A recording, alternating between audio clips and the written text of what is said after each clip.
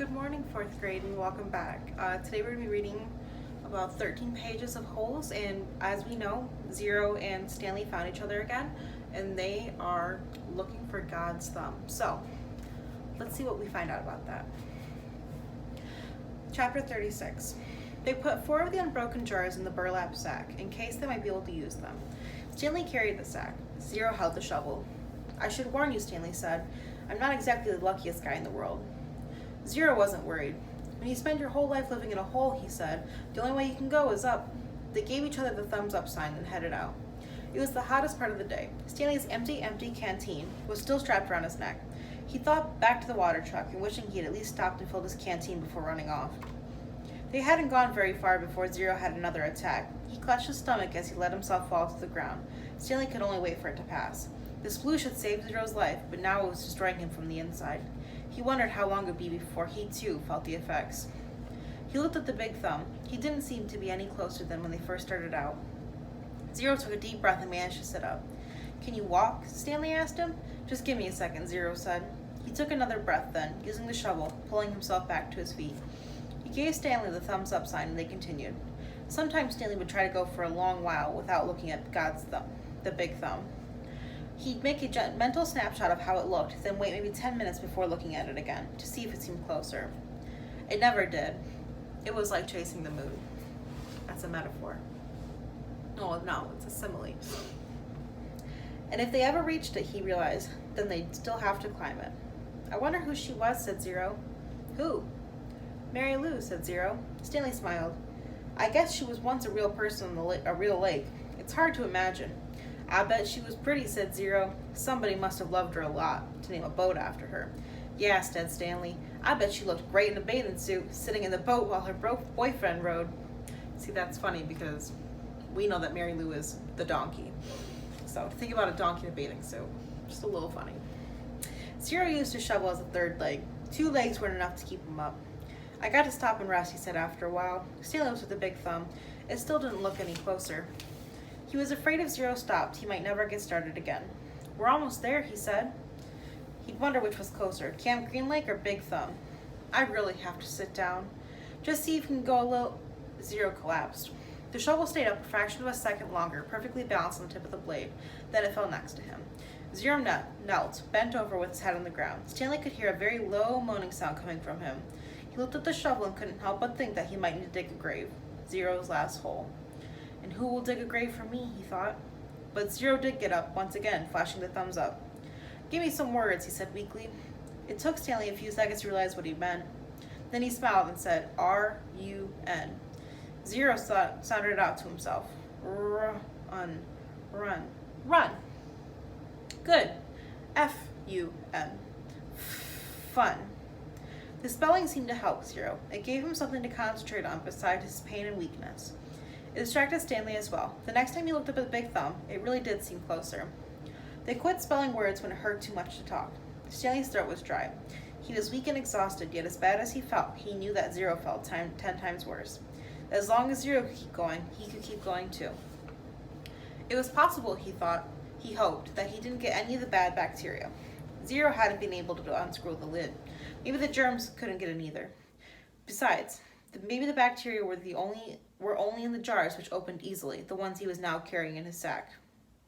What scared Stanley the most about dying wasn't his actual death. He figured he couldn't handle the pain. It wouldn't be much worse than what he felt now. In fact, maybe at the moment of his death, he would be too weak to feel pain. Death would be a relief. What worried him the most was the thought of his parents not knowing what happened to him, not knowing whether he was dead or alive. He hated to imagine what it would be like for his mother and father, day after day, month after month, of not knowing, living on false hope. For him, at least, it would be over. For his parents, the pain would never end. He wondered if the warden would send out a search party to look for him. It didn't seem likely.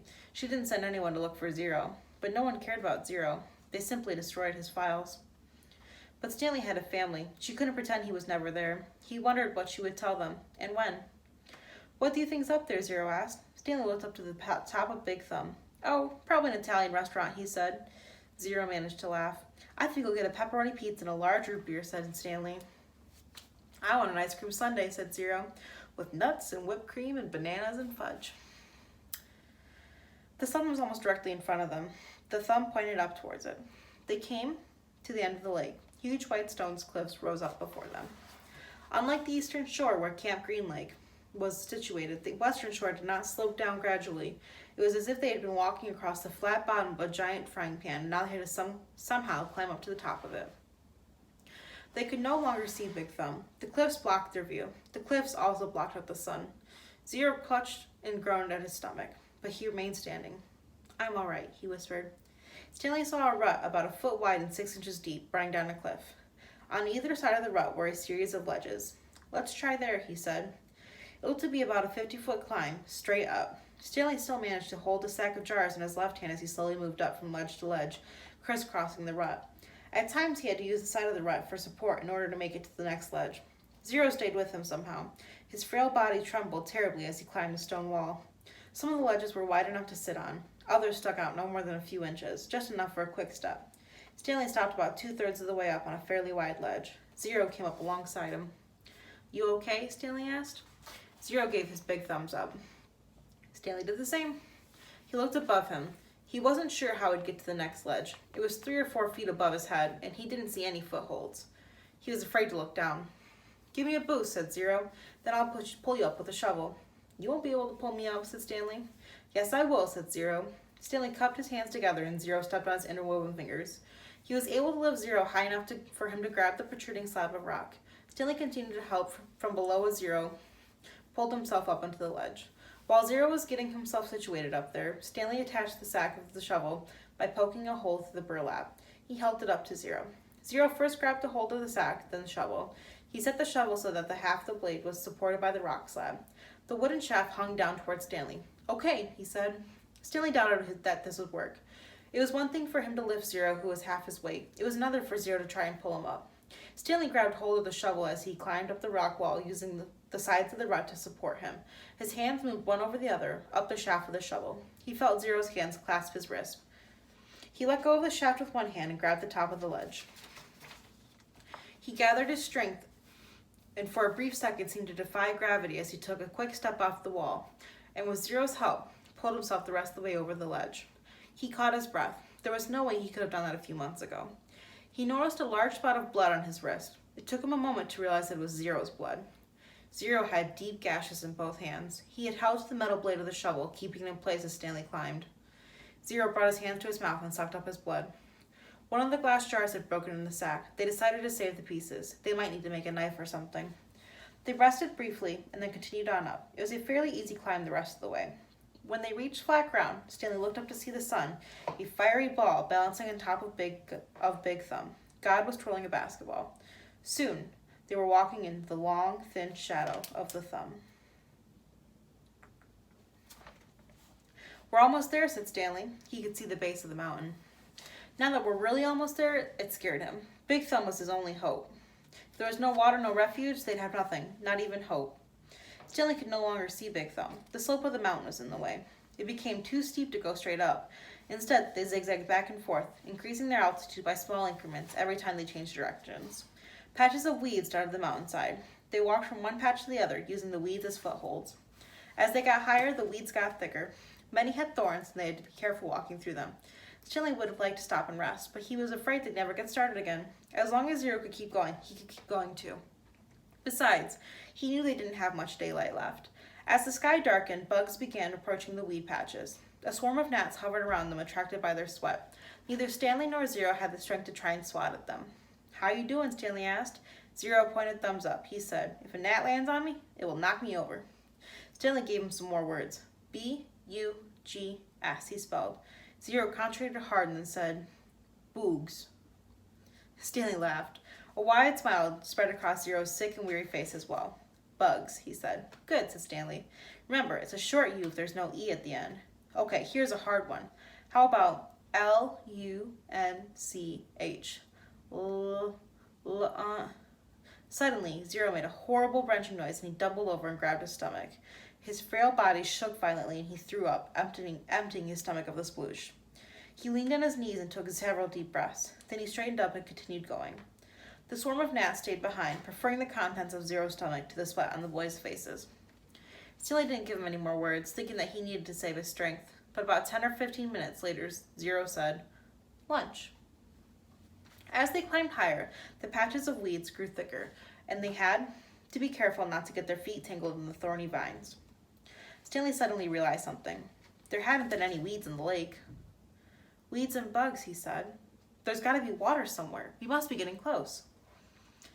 A wide, clown-like smile spread across Zero's face. He flashed the thumbs up sign, then fell. He didn't get up. Stanley bent over him. Come on, Zero, he urged. We're getting close. Come on, Hector. Weeds and bugs. Weeds and boogs. Stanley shook him. I've already ordered your hot fudge sundae, he said. They're making it right now. Zero said nothing. Chapter 38. Stanley took hold of Zero's forearms and pulled him upright. When he stooped down and let Zero fall over his right shoulder, he stood up, lifting Zero's worn-out body off the ground. He left the shovel and sack of jars behind as he continued up the mountain. Zero's legs dangled in front of him. Stanley couldn't see his feet, which made it difficult to walk through tangled patches of weeds and vines. He concentrated on one step at a time, carefully raising and setting down each foot. He thought only about each step and not the impossible task that lay before him. Higher and higher he climbed. His strength came from somewhere deep inside himself and also seemed to come from the outside as well. After focusing on Big Thumb for so long, it was as if the rock had absorbed his energy and now acted like a kind of giant magnet pulling him towards it. After a while, he became aware of the foul odor. At first, he thought it came from Zero, but it seemed to be in the air, hanging heavy all around him. He also noticed that the ground wasn't as steep anymore. As the ground flattened, a huge stone precipice rose up ahead of him, just barely visible in the moonlight. It seemed to grow bigger with each step he took. It no longer resembled a thumb, and he knew he'd never be able to climb it. Around him, the smell became stronger. It was the bitter smell of despair. Even if he somehow could climb Big Thumb, he knew he wouldn't find water. How could there be water at the top of a giant rock? The weeds and bugs survived only by occasional rainstorm like the ones he'd seen from camp. Still, he continued toward it. If nothing else, he at least wanted to reach the thumb. He never made it. His feet slipped out from under him. Zero's head knocked against the back of his shoulder as he fell and tumbled into a small, muddy gully. As he lay face down in the muddy ditch, he didn't know if he'd ever get up again. He didn't know if he'd even try. Had he come all this way to... You need water to make mud. He crawled along the gully in the direction that seemed the muddiest. The ground became gloppier. The mud splashed as he slapped the ground. Using both hands, he dug a hole in the soggy soil. It was too dark to see, but he thought he could feel a tiny pool of water at the bottom of his hole. He stuck his head in the hole and licked the dirt. He dug deeper, and as he did, more water seemed to fill the hole. He couldn't see it, but he could feel it, first with his fingers, then with his tongue. He dug until he had a hole that was about as deep as his arm was long. There was enough water for him to scoop out with his hands and drop on Zero's face. Zero's eyes remained closed, but his tongue poked out between his lips, searching out the droplets. Stanley dragged Zero closer to the hole. He dug, then he scooped some more water and let it pour out of his hands into Zero's mouth. As he continued to widen his hole, his hand came across a smooth, round object. It was too smooth and too round to be a rock. He wiped the dirt off of it and realized it was an onion. He bit into it without peeling it. The hot, bitter juice burst into his mouth. He could feel it all the way up to his eyes, and then he swallowed and felt its warmth move down his throat and into his stomach. He only ate half, and he gave the other half to Zero. Here, eat this. What is it? Zero whispered. A hot fudge sundae. All right. Let's see if next time they make it up to the Big Thumb, and let's see. Whose onions do you think those are? I think that we talked about onions earlier in the book, so where do we think that those onions came from? Something to think about for tomorrow. See you guys.